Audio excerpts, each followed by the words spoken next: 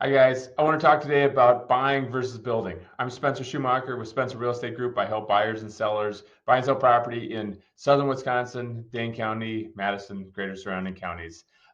Buying versus building. I get asked this question a lot. Should I buy? Should I build? Well, sometimes it comes down to price. Sometimes it comes down to what you actually want. So if you are building, your price point is going to start at a higher point. It's hard in today's world to buy land, to buy materials, to build a house in a first-time home buyer's price range. There are first-time home buyers out there who are maybe two income, make a good amount of money. They're still first-time home buyers, but they're in a little higher price point.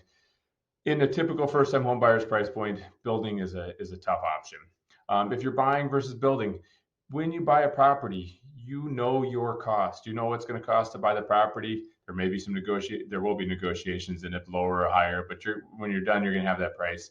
When you're building, there's a tendency for price creep. You say, I'm going to start with the price at whatever numbers, let's say 500,000, and then we add this on, there's that on. It adds up a little bit more. Okay, two different items. If you're buying an existing house, you can buy a house in an established neighborhood. That could mean big trees, big landscaping, could be close into the center of the city. If you're building, unless you're tearing down a house or buying on some sort of random lot that's out there in the middle of the city, you're building on the edge of the city. Probably was a cornfield, probably was something else in the history. There are probably no trees on it. Your landscaping is going to be minimal. So it'll be 20 years before it's really an established neighborhood with bigger trees. When you buy a existing house, what you're going to deal with is repairs. You're going to have to make some repairs on items. It's been used.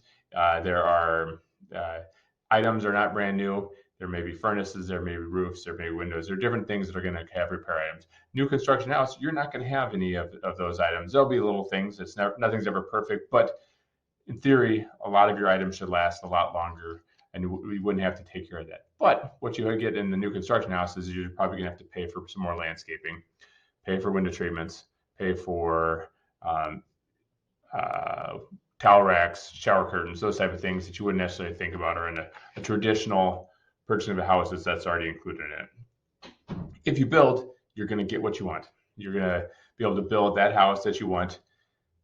I know a lot of people who think they know what they want and then they change their mind a few years later and it's like, well, I wanted to tweak this, want to tweak that. But you get what you want at the time as long as you can afford it. An existing house, you can only buy what's currently on the market. So when you're shopping and it's time to move and you're looking, it's like, well, this is what's out there. This is what we get to choose from.